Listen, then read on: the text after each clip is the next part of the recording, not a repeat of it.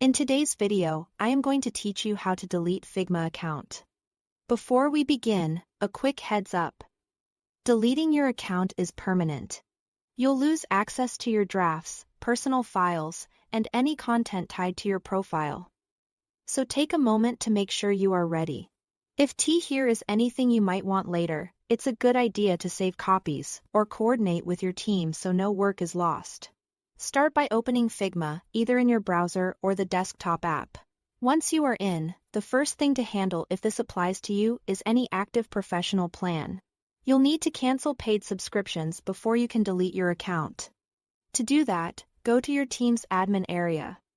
Open Settings, and choose Cancel Plan. If you manage multiple teams with professional plans, repeat this for each team so you don't leave any subscriptions running. Keep in mind that only team admins can cancel. So if you don't see the option, you may need to have the team admin handle it. Next, transfer ownership of any files or teams you own. This ensures your collaborators keep access after you leave. Think through which teammate should take over, especially for shared libraries or important projects. If you skip this, work can become inaccessible to others. Once your account is gone, with those preparations done, move to your account settings.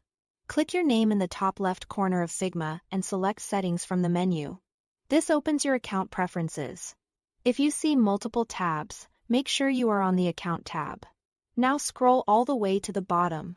You'll find the option to delete your account there. Click Delete Account. Figma will show a confirmation flow with warnings about what you'll lose and what will happen next. Read these carefully. To confirm, you may be asked to type the word delete to verify it's really you and that you understand the action is irreversible. Complete the on-screen prompts, and that's it. The deletion process will begin.